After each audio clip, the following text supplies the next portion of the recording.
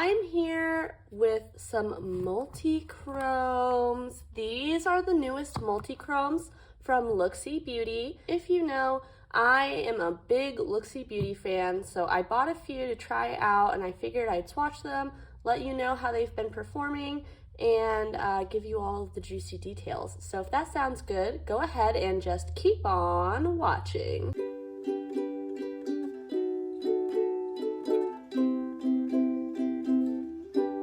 So, since these Multichromes are $12, that does make them on the affordable side, similarly priced to Divina and Copacetic Cosmetics, both at $13. So this first shade is Euphoria. It's a pink, gold, and green shade, but it really is like a vibrant magenta pink on its base, or like, you know, like front on, at least for me, kind of like what this shade you see in the pan is. I'm gonna swatch it on my wrist, but I do find I have some trouble showing Multichromes on my wrist. Maybe I'll insert some footage of me outside after this. But it's a really vibrant pink shade with a green and a gold. These all do have a black base, so they can be a little bit challenging to work with. And so if you stick around, I will be kind of demonstrating some of the ways that I know how to use black-based Multichromes, because on the lids, they can be a little bit challenging because of that really dark base. Next, we have the shade Off the Grid. This is kind of a play on the traditional Multichrome that goes like a red, orange, gold, green.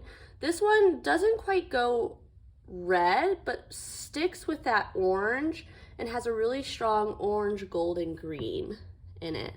It's very, very pretty. All of these have like a bit of a sparkle to them. I would say that this one has the most sparkle, but they all do definitely have a sparkle, even though they definitely are more metallic leaning. This last one, what I can't remember. This is Wish You Were Here. It's more of like a gold green, almost like a more neutral option of Off the Grid. Really, really pretty. I find this one has probably the lightest base out of the ones that I have here. Not so much of that black base. There is a dark base, but it almost seems more like a gray than a straight up black. And there it is swatched out. Quality wise, I find that these are very similar to the other Looxi shadows that I have. I feel like they last long, not a ton of fallout, and when there is, it's pretty easy to brush away. You'll see I did a liner look with one of these shades in the footage I'm going to show, and it did get some fallout, but it was really, really easy to brush off. I find that these are a little bit more opaque than a lot of my other Looxi shadows, which tend to be more on like the PC sparkly side. Like I said before, these do have sparkle in them, especially this middle one, Off the Grid, but they have much more of a base in them than the other Looxi shadows. I do feel like these are kind of up to par with my other Multichromes from other brands. And so for that, I would say it's worth the price, especially since they're right around the same price point as others. It really just depends on your brand preferences and color preferences. I feel like the most unique out of the three is this pink to green one that I have up at the very top. That is a shade I haven't really seen other places, and I've really been enjoying that one, just because that pink to green is such a strong flip. I know you can't really see it, but I'll try to put in some footage. And you know what? Why don't we do that now?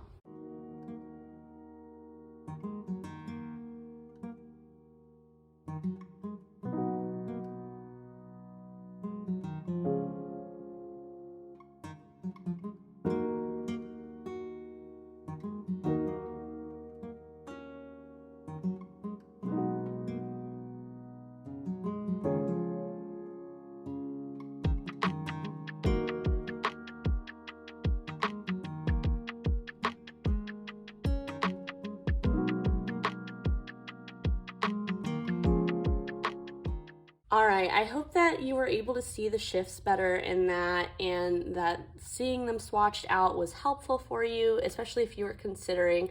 I know I don't have all of them, but they're expensive, and these are the ones that I was gravitating towards, so I hope it was helpful either way.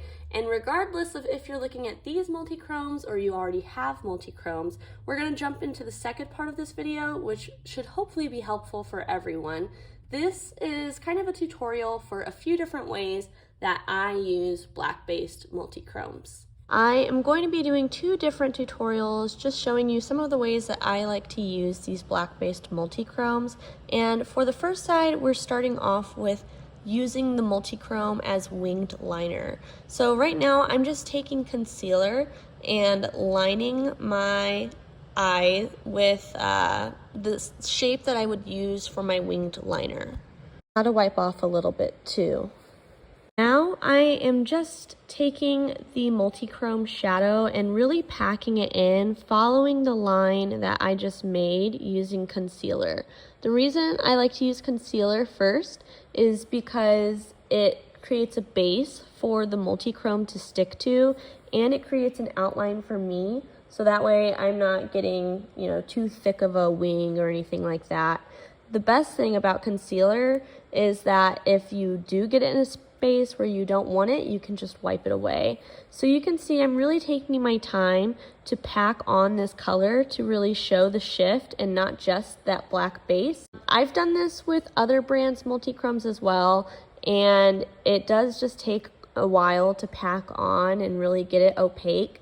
I'm hoping that you can see in the video a little bit of the orange shift right in the center of my eyelid. These multichromes work really well as a liner because as you are turning, you can really catch that shift. Now, something to be mindful of is that since this isn't like a waterproof liner or anything like that, it can smudge throughout the day and transfer to your upper lid. Alright, now we're moving on to the second look, and this one I'm doing a much more traditional, like blown out smoky eye, just a colorful multichrome smoky eye. So I'm starting off with my lightest shade above my crease. In this case, it's like a grungy yellow green. Then I start building up that crease using a spring green color, kind of like a green apple green. What is really important with these black-based multichromes is you want to make sure that you're building up quite a bit of depth in the crease, so that way that black base can fade into the rest of your eyeshadow. So I'm slowly doing that now. Also want to apologize for the angle. I know it's a little weird. This is my first time doing this, so I'm open to feedback, and it gets a little bit worse. Right now I'm using the deepest color that I use, which is like a deep olive kind of green. I tried my best to only include footage where you can kind of see what I'm doing, but we'll skip past that for now. I'm going back into that spring green, building it up, trying to create a little bit of differentiation between the two, and then I'm also going to do the same exact thing with the lightest shade. It's really important to know when it comes to these like really blended smoky eyes, there's no special technique that I've found for blending. It's just a thing of taking time to actually do it.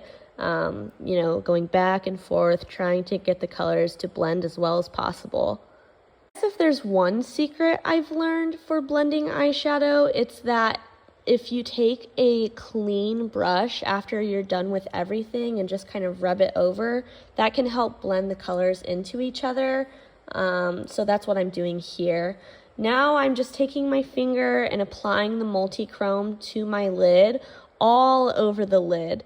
When it's all over the lid, you can really see those shifts in the shadow. This is the one that I described as a gold to green, and you can see that green really does get a little bit of like almost a blue teal kind of color in it as well. It's really, really stunning on the lids, and that shift is only possible because I have it all over the lid. This part is really hard to see, but what I'm doing is taking that same swampy yellow green that we started with and running it under my eye, as well as kind of an orangey gold color to build up a little bit of depth under my eye. I personally like to include a dark liner underneath my eyes when I do these smoky looks, just to kind of add a little bit of balance to my eye. And I'm just smudging that liner in and blending it out, so that way again it kind of all fades together. So here's me showing off both of the final looks. Very different vibes. One is a really dramatic way to wear multichromes, and one is a more natural, everyday way. All right, I hope you enjoyed that little tutorial part. Let me know what you thought. It's kind of filmed differently than my normal tutorials. I chose to do like a voiceover and speed up the whole process. So let me know if you like that. And until I see you next time, I hope that you stay safe, stay healthy, stay happy. Bye!